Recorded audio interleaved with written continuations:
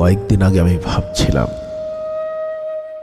ঋতুর পরিবর্তন কতটা অদ্ভুতভাবে ঘটে, কত সুন্দরভাবে পৃথিবী নিজেকে নতুন রূপে সাজায়।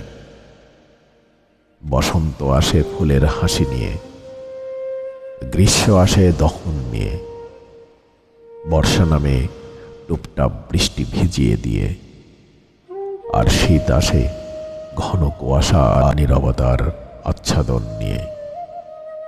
আকাশের রং পাল্টায়, বাতাসে নতুন সুবাস ভেসে আসে, শহরের রাস্তাগুলো নতুন রূপ ধারণ করে, মানুষ নিজেও বদলায়, অভ্যাস বদলায়, জীবন নিজের ছন্দে এগিয়ে চলে। কিন্তু সব পরিবর্তনের মাঝে তোমার প্রতি আমার মায়া যেন এক অবিচল নদী।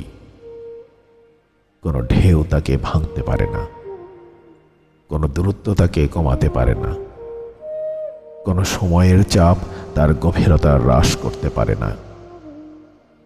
বরং প্রতিটি দিন, প্রতিটি মুহূর্ত, প্রতিটি শূন্যতা, প্রতিটি অনুপস্থিতি তাকে আরো প্রশস্ত করে, আরো স্থির করে, আরো অটুট করে। যেন পৃথিবীর সব ঋতুর পরিবর্তনও তাকে নাড়াতে পারবে না। বছরের প্রতিটি বাঁক, প্রতিটি রাত, প্রতিটি ভোর তাকে আরো উষ্ণ, আরো সজীব, আরো দ্যুতিপূর্ণ করে তোলে। যেন তোমাকে ছাড়া জীবন আংশিক হয়ে থাকে, অর্ধেক আলো ছাড়া, অর্ধেক গন্ধ ছাড়া, অর্ধেক বৃষ্টি ছাড়া, অর্ধেক রোদ ছাড়া। এই অমোঘ অপরিবর্তনীয় মায়ার নদী কখনো শুকায় না, কখনো ফিকে হয় না, কখনো থমকে যায় না, বরং প্রতিটি ঋতু, প্রতিটি নিঃশ্বাসের সঙ্গে আরো গভীর, আরো বিস্তৃত, আরো শক্তিশালী হয়ে ওঠে।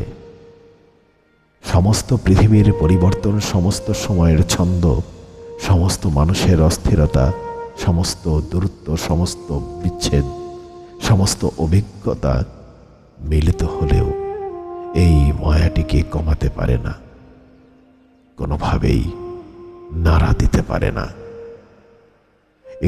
এটি ঠিক সেখানেই দাঁড়িয়ে থাকে, তোমার নামের প্রতিটি স্পর্শে, তোমার উপস্থিতির স্বপ্নে, তোমার চোখের আলোতে, তোমার হাসির স্মৃতিতে। পৃথিবীর সমস্ত ঋতু, সমস্ত দিন, সমস্ত রাত, সমস্ত জীবন পরিবর্তিত হলেও তুমি আমার হৃদয়ের কেন্দ্রে ঠিক সেই প্রথম মতো, অপরিবর্তনীয়, অমোঘ, অনন্ত এবং অনবদ্য।